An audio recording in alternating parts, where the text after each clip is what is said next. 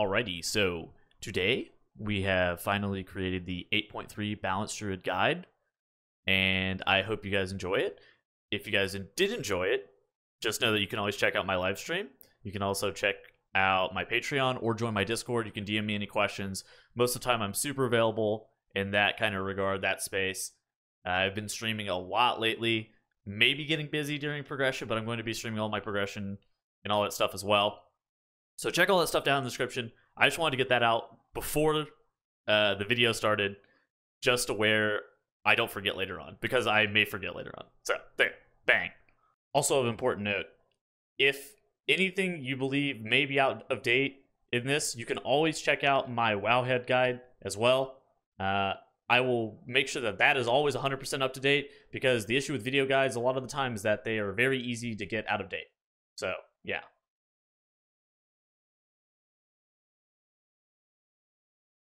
Alright, so what is this? This is going to be the 8.3 Moonkin guide. I'm going to kind of deep dive into the spec. It's going to be fairly comprehensive. I hope to God that this doesn't last too long and require me to edit it and create 10,000 different graphics, but I think it's going to, so let's just already start so it's not any longer. So first off, we got to start with how the class works.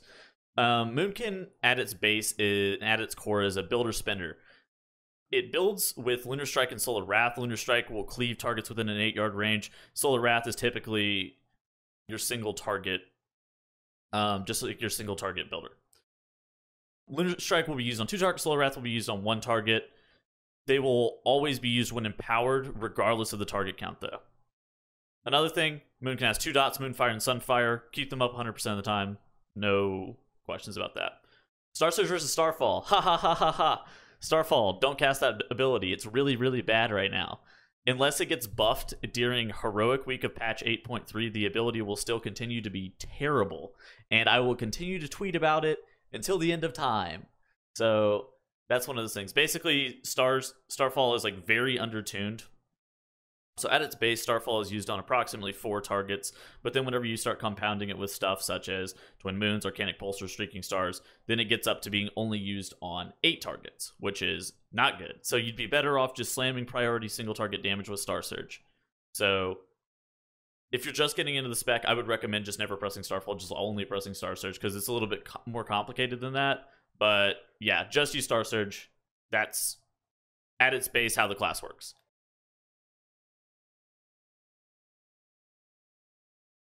Alrighty, now let's talk about consumables and stats. So I'm going to lump these into just one category because it should be pretty quick. So for stats, you got haste is equal to crit, which is greater than versatility, which is equal to mastery. Basically, haste and crit are what you're looking for. Versatility and mastery are both okay. Mastery has been worse in previous tiers. It's now back to being just like meh, because a lot of your damage comes from procs, such as Streaking Stars. As for gems and enchants, I'm going to tell you to sim your stuff and using Top Gear and raid bots because it's incredibly easy. I'm not going to really give advice on this. If you want my advice on it, just gem everything and enchant everything into haste, and I'm sure it'll be okay. Like, I'm sure it'll be close damage-wise. As long as it's gemmed and enchanted, you'll be fine. As for consumables, Unbridled Fury should be the potion that you use for single target or 2 targets. And then Superior Battle Potion of Intellect for 3+ targets. Basically, I use Superior Battle Potion of Intellect in Mythic Plus for trash pulls, and Unbridled Fury for bosses. That's how I use the 2. I would never use Superior Battle Potion of Intellect in raids, though. It's like almost always Unbridled Fury. I guess there could be use for Greater Proximity Potion for something like Hive Mind in raid, but that's a very niche case. Flasks, Greater Flask of Endless Fathoms. That's the Int Flask. That's it. Food, I use baked pork tato because it's haste food. Alright, that's that.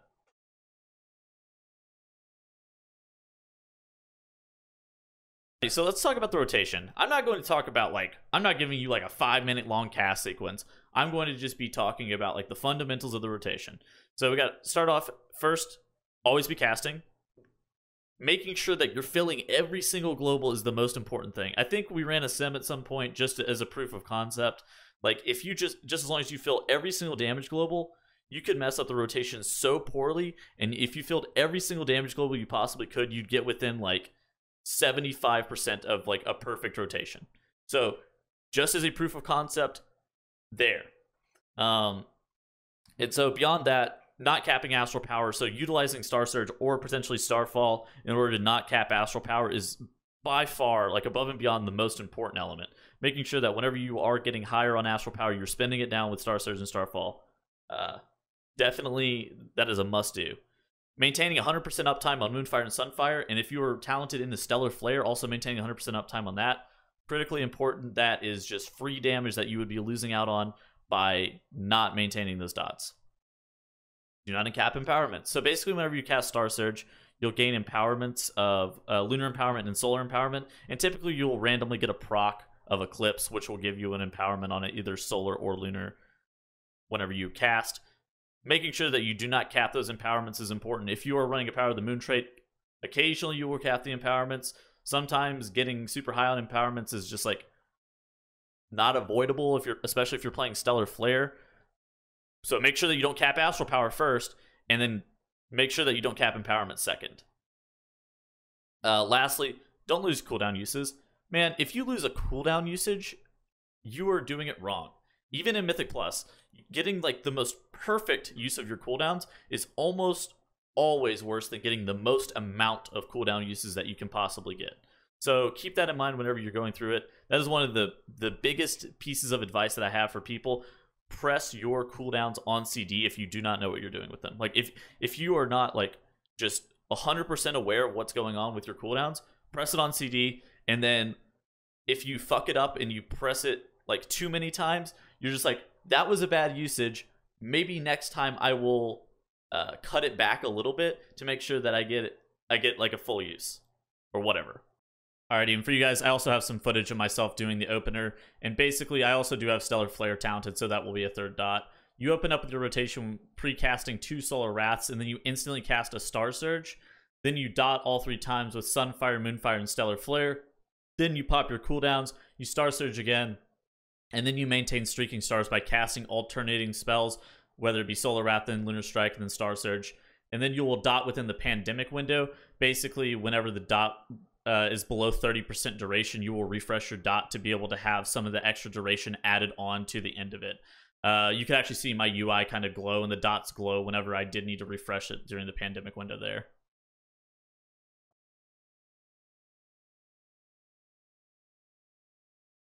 So moving on, we have talents, and we can start with the tier 15 row, which is Nature's Balance, Warrior of Elune, and Force of Nature.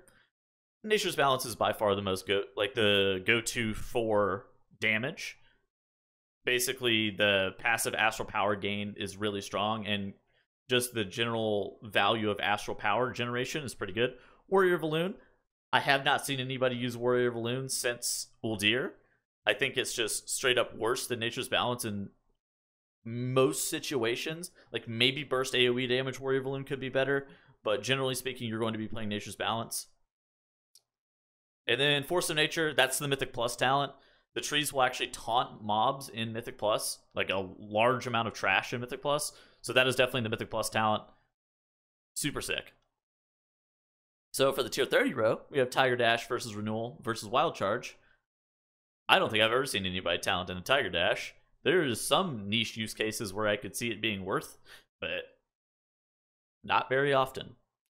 Renewal is good for fights where you can stand still and turret in raid. Like basically, if you do not move at all, Renewal is good. If you have to move infrequently, Wild Charge is almost 100% the go-to choice. I use Renewal so infrequently. I use it in very high-level Mythic Plus keys, like cutting-edge shit, whenever I need it for survivability. But beyond that, Wild Charge is for everybody else. I would actually just default to Wild Charge and just never take it off because you'll be okay. Feral Affinity versus Guardian Affinity versus Resto Affinity on the tier 45 row is what is next. And even though Feral Affinity sounds like it should give you more damage, it does not. So instead, we don't play that. We play Guardian Affinity if we need the passive avoidance from Switch Hitter, or Restoration Affinity in default choices. So what do I mean by the passive avoidance from Switch, or the avoidance from Switch Hitter? Basically, whenever you're talented into Guardian Affinity and use the spell Frenzy Regeneration, and you have the Azerite, it's like a tier 3 Azerite trait, which is switch hitter, then you avoidance cap. Avoidance is a stat that mitigates AoE spell, like AoE ability damage, and it can be really good versus some stuff, and it caps at 20%. So you could get a 20% DR on like a 30-second cooldown, which is the Frenzy Regeneration cooldown, if you need it. Other than that, you should not be taking Guardian Affinity. The passive 6% DR is worse than the passive healing that you get from Ysir's Gift from Restoration Affinity. Restoration Affinity should be your go-to, like, most use case talent. So, for the tier 6 hero, we have Mighty Bash versus Mass Entangle versus Typhoon. And these are definitely situational. Typhoon is good for moving mobs. It is most of the time your go-to, just because the push, especially in Mythic Plus, is really strong. Mass Entangle, if you were using it for a specific reason, honestly, one of those reasons could be rooting the thing from beyond from the corruption effect. Mass Entangle, really strong. Mighty Bash, if you're trying to PvP, Mighty Bash is really good. Beyond that, again, similar to Mass Entangle, I hope you have a very explicit intent to be taking it over Typhoon, especially in a Mythic Plus scenario, because this is most of the time whenever these matter is in Mythic Plus. In Raid, if they matter again for a very niche reason. So there needs to be explicit reason for you to be taking like some of these. These are beyond the scope of like how I'm going to be able to explain them. Just know that if you are taking them, make sure you have a reason. Tier 75 is Soul, the Forest, Starlord, and Incarnation. I don't think I've talented Soul of the Forest at all this expansion, I'll be honest with you. I think I talented it once, and that was for, we pulled the whole entire beach in Toldagor, and I still did terrible damage because Starfall is a bad button. Starlord, it's going to be pretty unrivaled this tier. With the Vision of Perfection buffs, Starlord is taken over Incarnation by a sizable amount, to where I don't think Incarnation is going to be played like at all. So basically, even in 30-second sims, Starlord is almost better than Incarnation. So yeah, that's going to be a thing. So pick Starlord. That's going to be your default. That's going to be your go-to in almost every situation. I can't really see it being any different.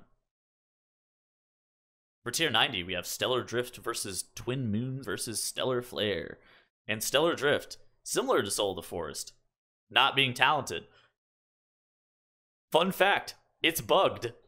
Dude, Stellar Drift is currently bugged to where you actually can't cast inside of it for prolonged periods of time. I don't know what the bug is involving, but it will cancel your cast very frequently, and I used it a couple weeks back, and it tilted the shit out of me. Do not talent it, is bad. It actually sims the highest on that row if you're comparing it to Twin Moons in like high target scenarios where you're actually casting Starfall. Don't play that shit though, it's not good. Yeah, okay, Twin Moons, that's your Mythic Plus talent. Stellar Flare, that's your Raid talent. Twin Moons can also be used in Raid for 3 targets plus, or if you have to like Moonfire mobs fairly frequently, if they're coming out every... If you have mobs that are coming out like every 15 seconds or something like that, and you actually are going to get good Moonfire cleave value, Twin Moons can also be good there. Stellar Flare is good for 1 target sustained, like it's just like single target fight with occasional like secondary targets. If it's like permanently 2 target fight, then you're generally going to be looking to play Twin Moons, just because Stellar Flare will cap you on Astral Power. Alrighty, for tier 100, we have Shooting Stars versus Fury of Elune versus Sad Moon. And basically Shooting Stars is used on... Shooting Stars actually has a wide variety of uses. I would say that Shooting Stars is almost 100% the default. Fury of Elune, if you're playing like stacked cleave or you need burst AoE typically, then Fury of Elune will be your go-to. I guess you could also use it for burst single target, but that seems like a pretty big stretch to be able to use it. Then New Moon, don't take that. It's not good. I'm sorry.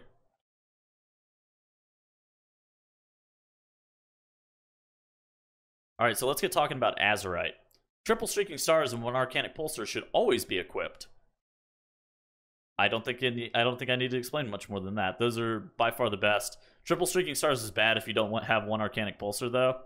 So I guess that should be a note. You're probably looking to drop a bunch of item level for Streaking Stars or Arcanic Pulsar, but you need to have 3 Streaking and 1 Arcanic Pulsar to have competitive damage. Power of the Moon and High Noon with their recent buffs are now good in Mythic Plus. I would only recommend having 1 Power of the Moon. I don't see a reason for you to have multiple high noons either, but if it's on your gear and you also have like your triple streaking and your Arcanic Pulsar, those are good traits in Mythic Plus now. As for other traits that are situationally pretty good, not like situationally, but like all around pretty good, Swirling Sands, Heart of Darkness, and Blightborn Infusion are all very well-rounded traits. So you can get Swirling Sands and Blightborn Infusion come from Mythic Plus. Heart of Darkness comes from Raid. So it's Heart of Darkness is on average like just per point. It's just very similar to all the secondary stat stuff. But you have to be over, I think it's like 25 corruption for it to even give you any stats. So with that said, let's talk about Arcanic Pulsar, because I get this question a lot about Arcanic Pulsar windows and how to maximize them. So I'm just going to run you through the rotation for it. So whenever you are over at 80 Astral Power with Nature's Balance, you cast Star Surge, and then you instantly queue up a Solar Wrath, and then you instantly cast another Star Surge, and then you cast a Solar Wrath, a Lunar Strike, a Star Surge, and then your lowest duration dot gets refreshed right at the very end. So you'll actually have like 1 to 0.8 seconds left, and it won't be long enough for you to be able to get off another cast. So you're going to look to refresh your lowest duration dot because it procs streaking instantly, and that will get you the most procs out of your Arcanic Pulsar, and that will be the best damage for it.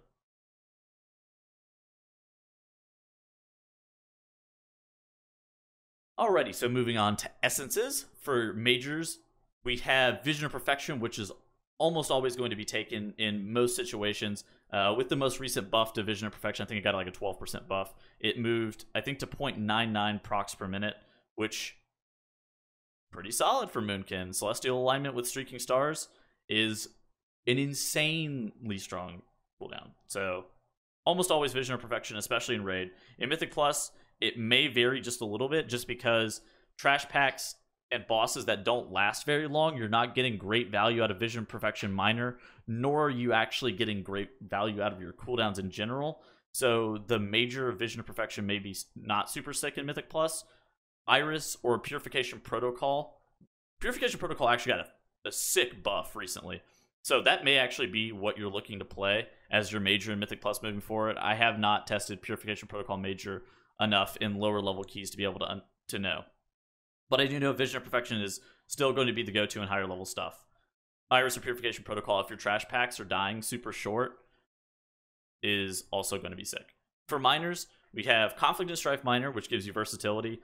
Essence of the Focusing Iris Minor, which gives you haste. Purification Protocol Minor, which does like damage. And then Breath of the Dying Minor. Those are going to be the 4 most widely used minor essences. Conflict and Strife and Iris are pretty much always going to be taken just because of how strong they are. I would swap Iris for Purification Protocol and Mythic Plus if you were doing a dungeon that has aberrations or has large amounts of AoE. So Purification Protocol Minor is super good.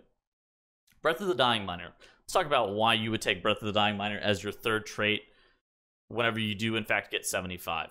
So Breath of the Dying, whenever you have it equipped at all, it gives you 10 corruption resistance, which allows you to go over what you would want as your corruption budget. Basically, normally what you want as your corruption budget is, I would strongly advise not going over 40. So Breath of the Dying plus your cape would allow you to say go to 60 or go to 50 and then be able to get a bunch of corruption resistance to cut it down and get below that 40 mark. And that's why Breath of the Dying Minor is very strong. That coupled with the fact that it's actually just super sick on single target.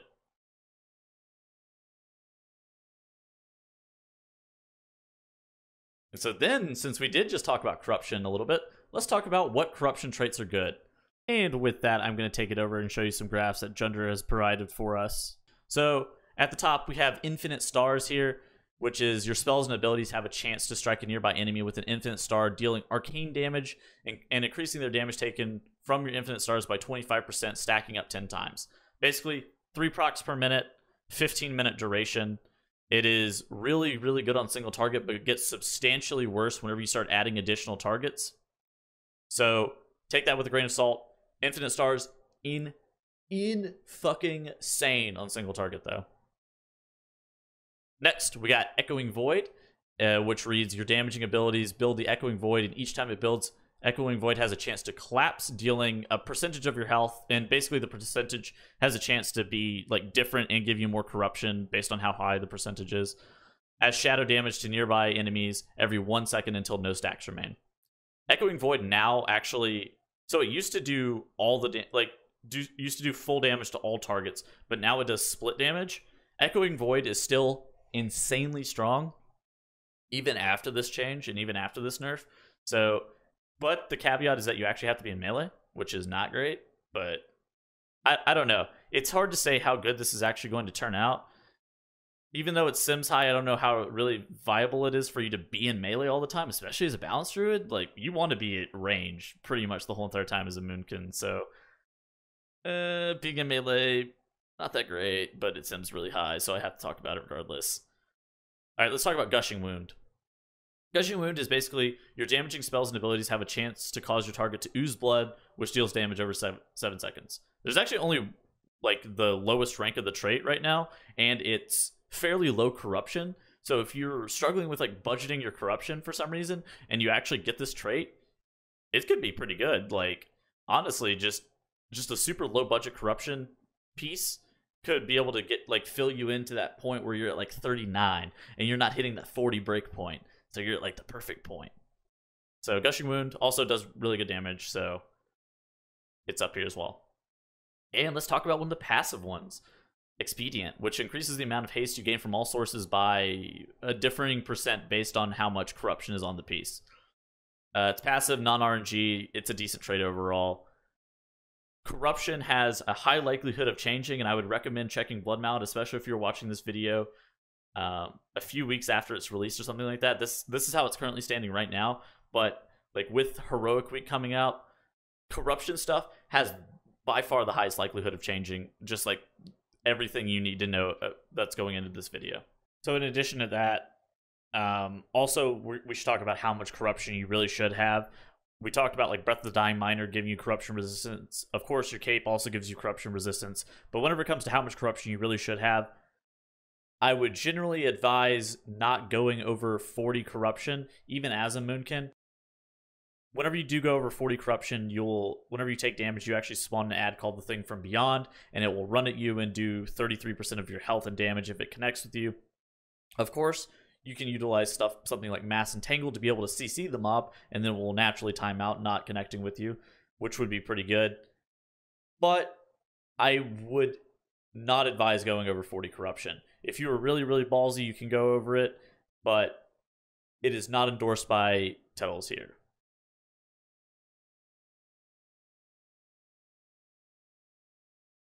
So let's get into the advanced section. And basically what the advanced section is going to be is things that I see messed up the most that makes the biggest difference damage-wise beyond like basic rotational issues that I see with people. So first off, we have utilization of Wild Charge to move more. I see people talent Wild Charge and they'll only use it twice on a fight. And they'll have like so much distance covered in that encounter and they'll be moving so much, but for some reason they just won't use Wild Charge. I cannot count the times where I'm just sitting there and I'm like, man, I need to move 15 yards to the left. And I'll just turn Wild Charge and then just continue my rotation because it reduces the amount of time that I'm spending moving. And utilization of Wild Charge is super important. Next, we have use Arcanic Pulsar windows better, which is basically what I talked about earlier, how to get the best benefit out of your Arcanic Pulsar window, getting all the cast into it, getting as many procs possible as them. Also, proccing your Arcanic Pulsar at a good time. I have this issue occasionally where I'll just, my brain will just turn off and I'll just proc my Arcanic Pulsar at the worst possible moment and I will get, 5 casts in the whole entire window, which is terrible value, and just basically ruin the whole entire proc. So, utilization of Arcanic Pulsar windows better. Also important for your damage to be able to get it on up there, because getting more and more streaking procs will make you able to just become a better player and deal more damage. Use your cooldowns better / more frequently. I also talked about this one earlier too.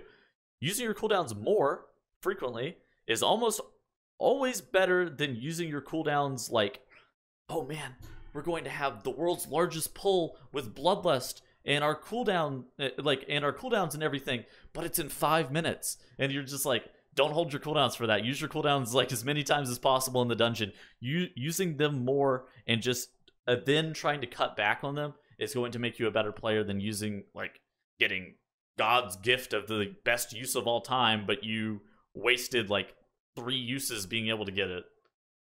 And then lastly, pre-planning is key. Basically, all of these things are just pre-planning things. If you have good foresight on how the encounter is supposed to work, if you have good foresight on how the dungeon is supposed to work, then you'll be able to make Moonkin work.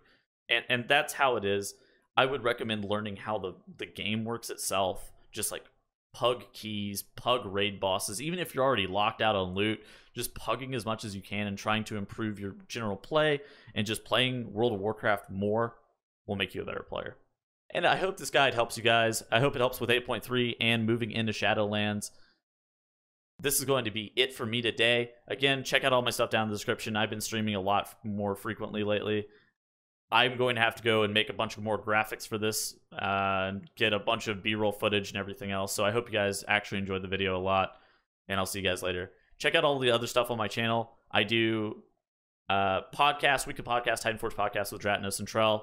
That's also super cool. Check out all my other videos. I talk about like Mythic Plus metagame a lot on this channel as well, not just Moonkin stuff. But yeah, beyond that, I'll see you guys later. Peace.